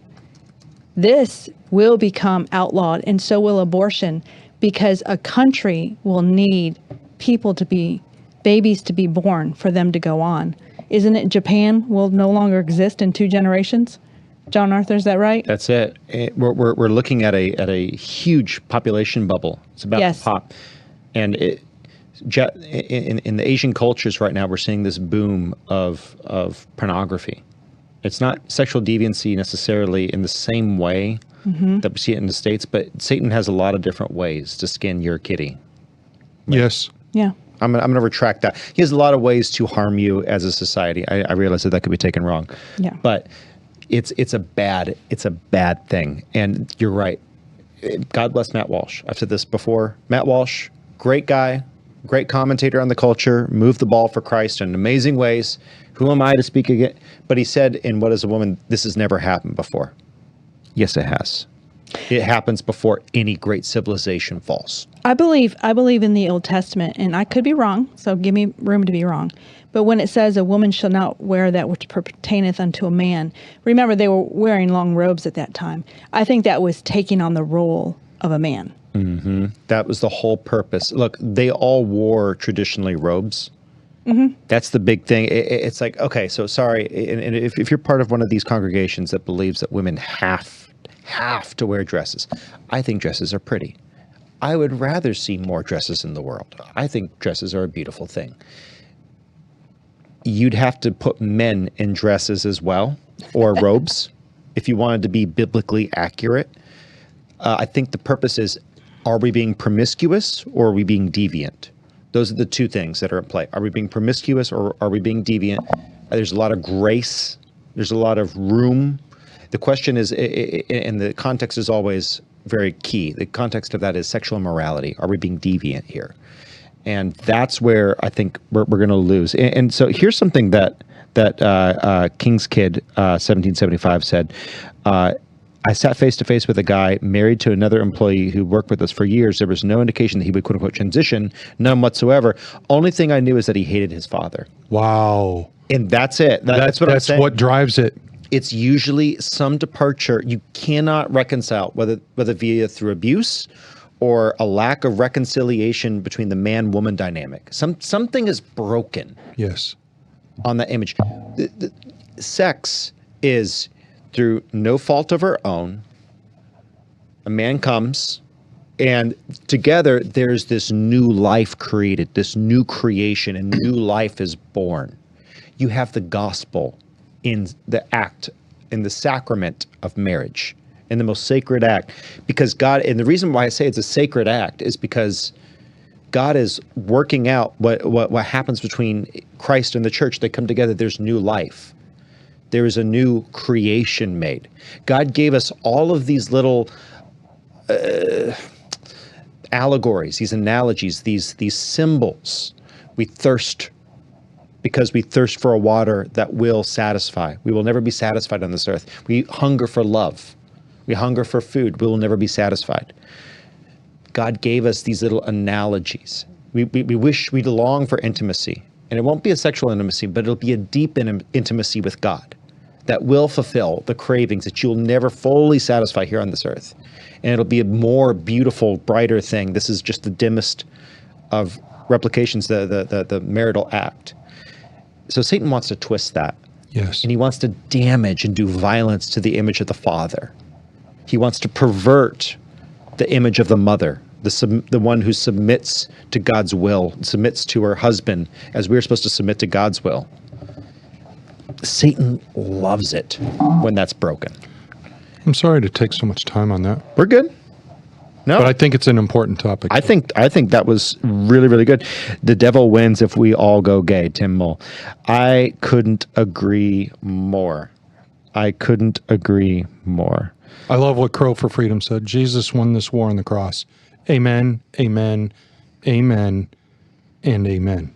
That's where we need to be. We need to make sure that we're following God's heart and not our own, because the more we follow our own heart, the more we're misled.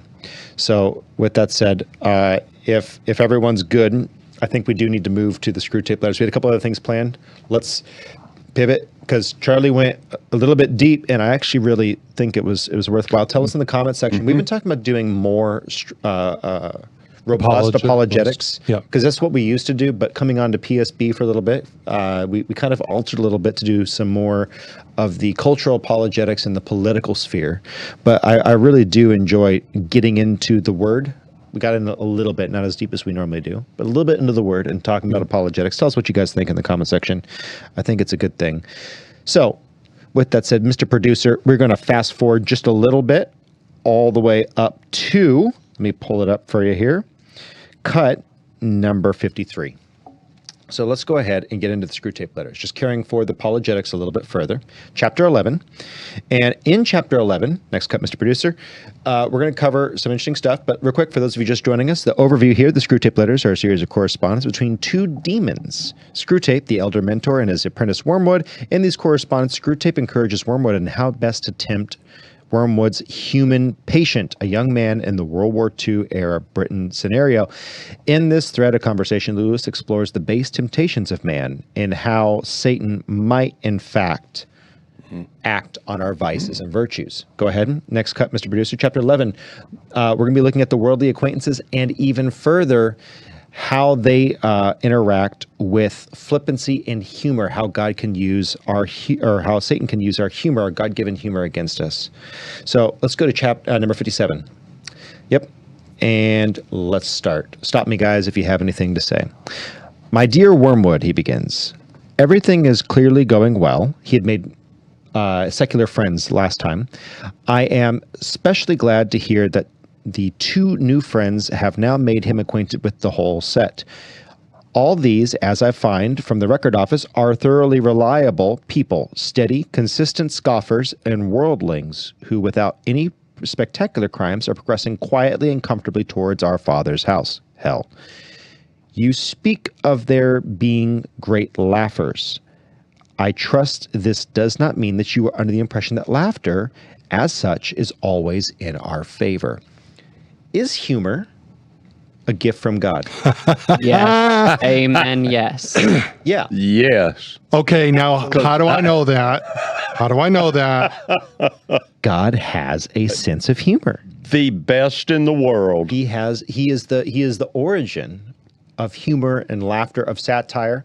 Hey, you prophets of Baal. You prophets of Baal. Yeah, your God? Can he hear you? Has he gone away on a trip? Maybe he's taking a dump. Is that why he hasn't? Fiala paraphrase. It's in the Fiala paraphrase. Elijah to the prophets of Baal. God loves a good sense of humor. So laughter isn't always a bad thing. Yeah, he made capybaras. He made capybaras. Hey, he made me. He made Steve. He made me a Baptist. He made you a Baptist. I tell you, because I was so against Baptists growing up. Now I am one. Yeah. Yep. God has got a great sense of humor, man. Absolutely. The best, I'll tell you. So it's a good thing, but Satan can pervert it. So here, Lewis goes in further through Screwtape, his character, to kind of elucidate how maybe the demons might think about humor. Next cut, number 58. The point is worth some attention. I divide the causes of human laughter into joy, fun, the joke proper, and flippancy. You will see the first among friends and lovers reunited on the eve of a holiday. Among adults, some pretext in the way of jokes is usually provided, but the facility with which the smallest witticisms produce laughter at such times shows that they are not the real cause. What the real cause is, we do not know. Something like it is expressed in much of that detestable art which humans call music, and something like it occurs in heaven, a meaningless acceleration in the rhythm of celestial experience quite opaque to us. Laughter of this kind does us no good, and should always be discouraged. Besides, the phenomenon is of itself disgusting, and a direct insult to the realism, dignity, and austerity of hell.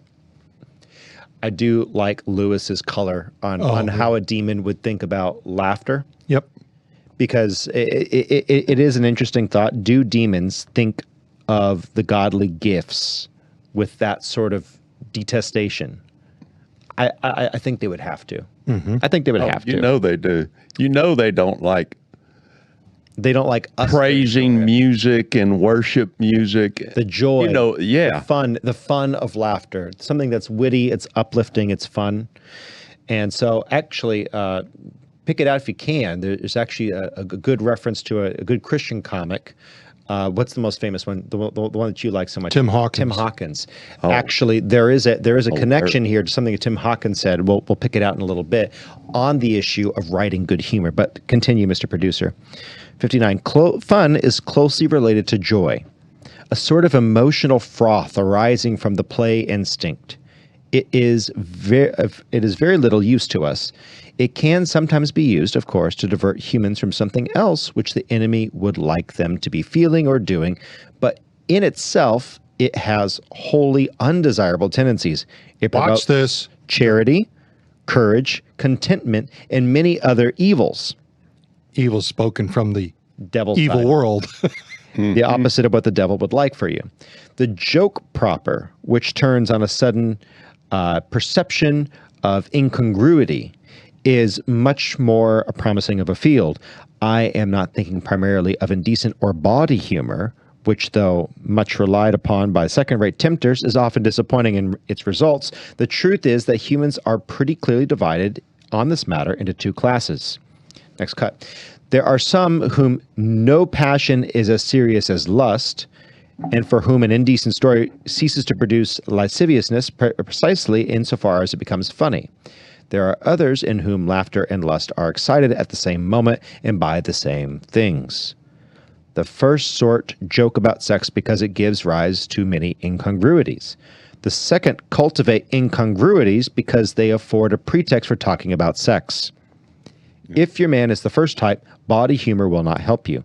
I shall never forget the hours which I wasted, hours to me of unbearable tedium, with one of my earlier patients in bars, smoking rooms, etc. before I learned this rule. Find out which group the patient belongs to and see that he does not find out. What is Lewis trying to break down here? Well, think about it. If the joke... And so Lewis is not saying that we should commit sexual jokes and we shouldn't make sexual jokes.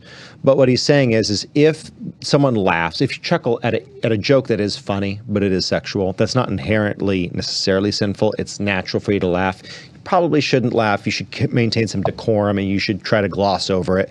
But it's natural for an incongruity. It depends if it's a dirty, how disgusting it is. Well, there's like gradations, right? I mean, yeah. But here's the thing. There are a lot of jokes that say, okay, that was funny. Please don't crack that again. I have to give it to you. That was funny, but I would rather not hear that in my presence. But laughing at that doesn't put you in the temptation of hellfire. What's more concerning is someone who likes to live, who enjoys the darker sinful ideas and lusts and attitudes, and you relish in it. And so when you joke, it's coming out of your character. It's a part of your main thought process. And I'll tell you what, some of the worst places I have heard some of these types of jokes have been out working with men. Oh yeah. In wherever. Well, I got news for you. And it doesn't matter where. Women and I'll tell you what. Women can be just as bad. I'll tell you what though. Some of the worst jokes I've heard have come from women. That's me too. I'm sitting there working in this white collar environment, and I'm setting up something. I'm working, and then one of these executives, she just drops a joke that is absolutely bawdy, absolutely grotesque, and I hear that, and I'm not sitting here from a perspective of I'm somehow better or whatever, but I said, well, that was gross, and that means her mind is consistently. The fact that she made that joke tells me that she's consistently thinking about the size of, well, I'll let you fill in the blank. That is what Lewis is warning us of. And again, crude humor Apostle Paul says, don't let coarse speech be in your lips. Try to be, winsome and be edifying and be someone that people, they walk away with from you and they say, oh my gosh, that was an uplifting experience. That's what we want to be. We don't want to drag people down to the mud. Don't be too hard on someone if they chuckle at a sexual joke, okay? Don't be too hard on them. Let's not forget that it's natural, but what we should do is we should avoid it. Don't be hard on yourself. Don't be hard on someone else if they laugh. The question is that your mind the whole time? Is that what you're doing? Is that all you're thinking about is the raunchy stuff? John Arthur, there was a time that I played in that field. I did that sort of thing. Yeah. I mean, I lived in that world for 50 years. God's grace is an awesome drug, isn't it? Man, it's the best drug there is, dude. It's a good thing. It is the best drug there is. So it is a good thing. Next cut, Mr. Producer. There are some. Wait, which one are we on? Yep. The real use of jokes and humor, correct. There you go. Is in quite a different direction. And it is especially promising among the English who take their sense of humor so seriously that a deficiency in this sense is almost the only deficiency at which they feel shame. Humor is for them the all-consoling, and mark this, all-excusing grace of life. Hence, it is invaluable as a means of destroying shame. If a man simply lets others pay for him, he is mean. If he boasts about it in a jocular manner and twits his fellows with having been scored off, he is no longer mean, but a comical fellow. Mere cowardice is shameful.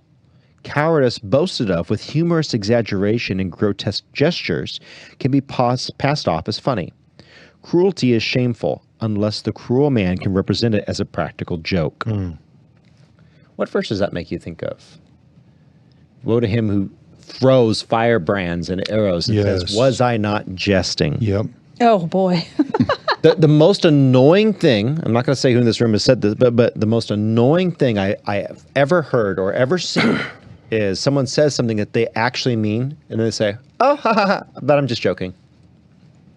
It happens. It's not good.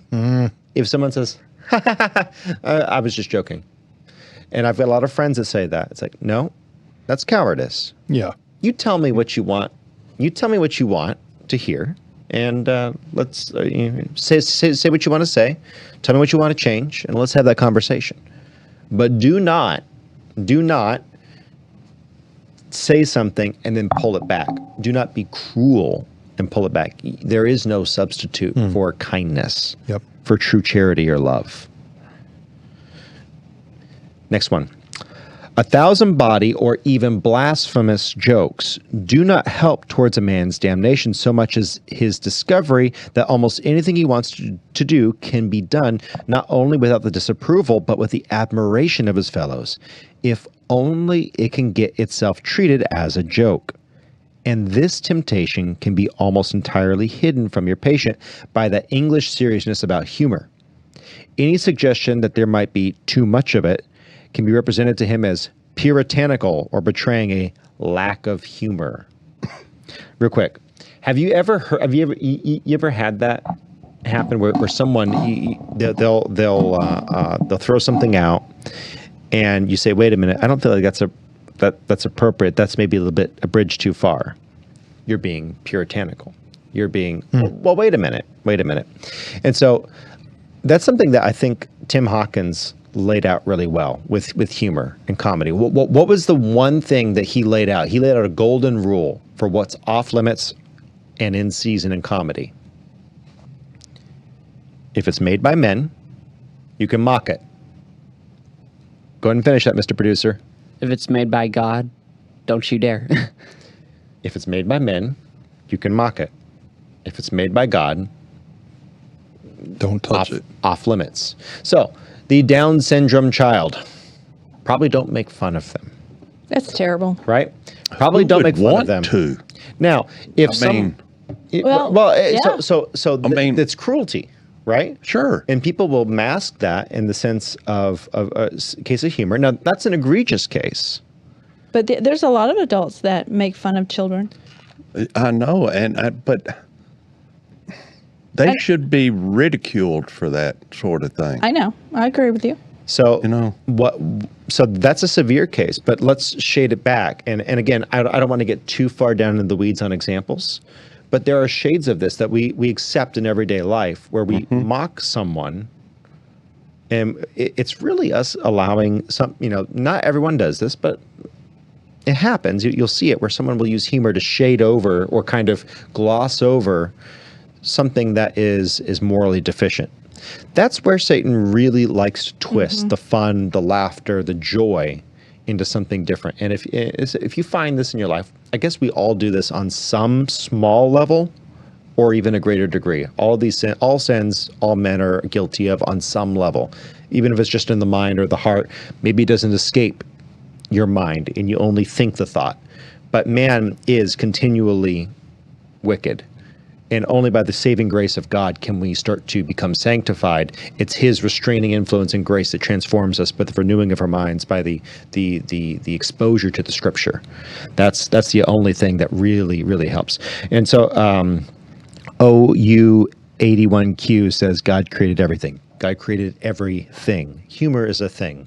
Evil would be a not thing. And I think God has a sense of humor. A great sense of humor. Well, I actually do, so yeah. there's some specific verses that bring up the word laugh. I actually pull them up. Yeah. So Psalm chapter 2, verse 4, he that sitteth in the heavens shall laugh.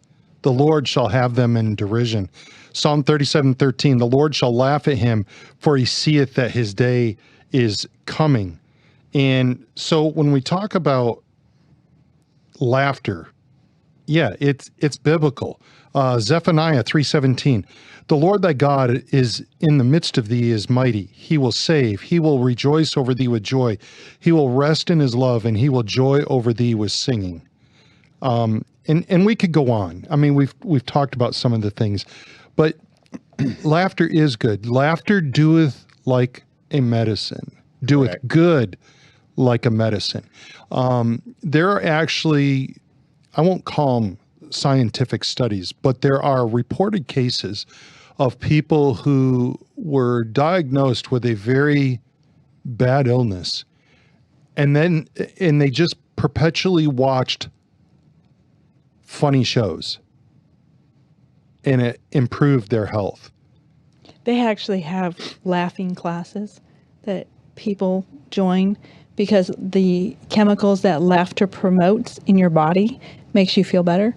I used to tell my kids, if I ever get cancer and I'm dying or something, just turn the TV on and let me watch Peyton Manning commercials all day long. He makes me Did laugh. you just say Peyton?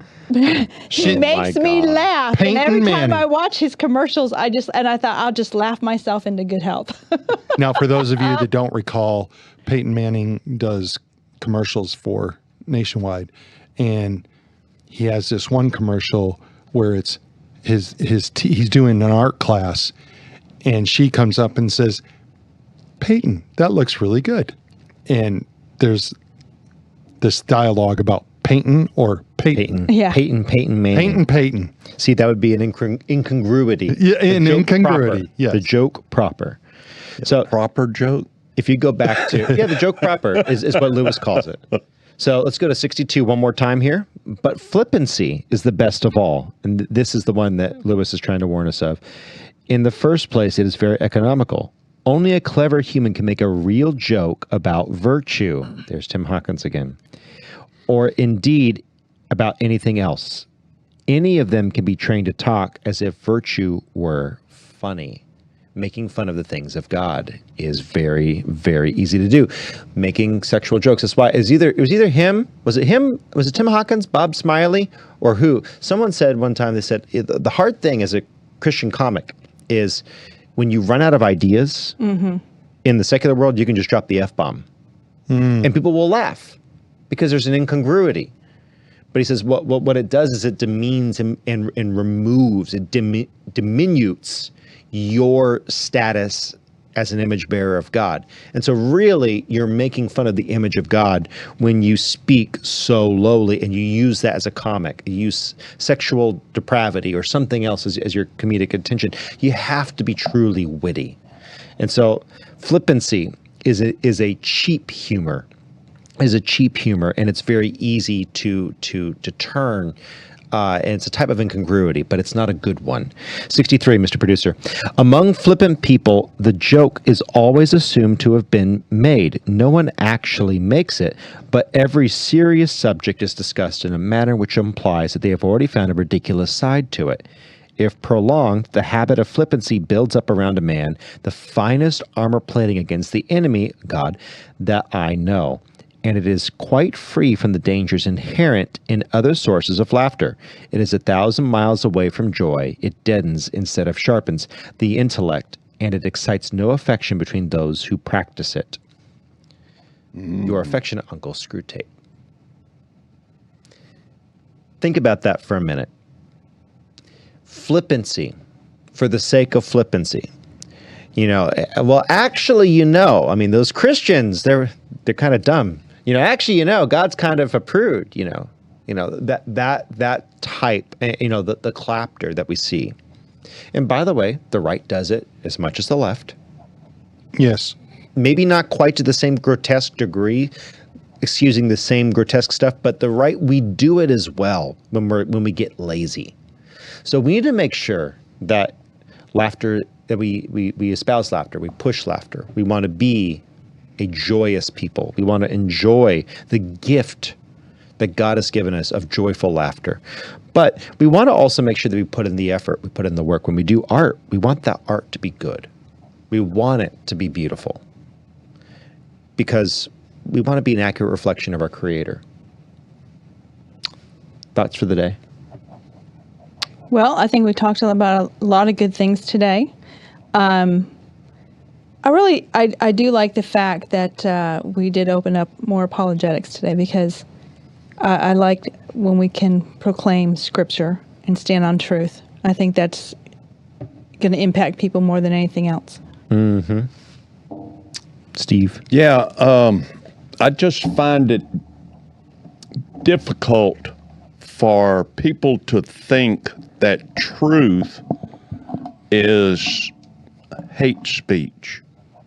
When you talk truth to people and tell people the truth about something, that it's hate speech. Like somebody's trying to tell you 3 + 3 is 11, and you tell them, no, that's 6. Oh, that's hate speech.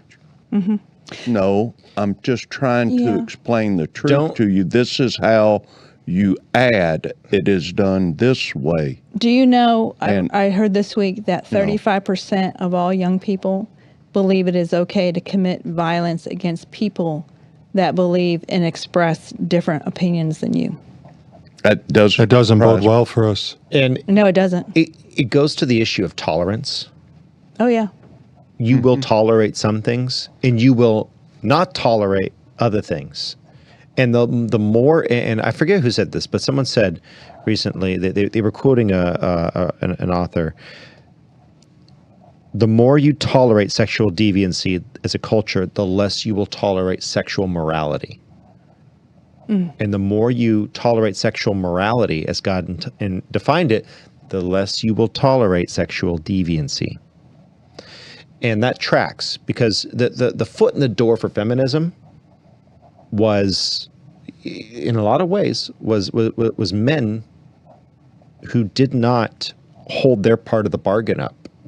Right? That was the main prop that was used. Is, well, men sometimes can go and cheat. Why can't a woman go and cheat?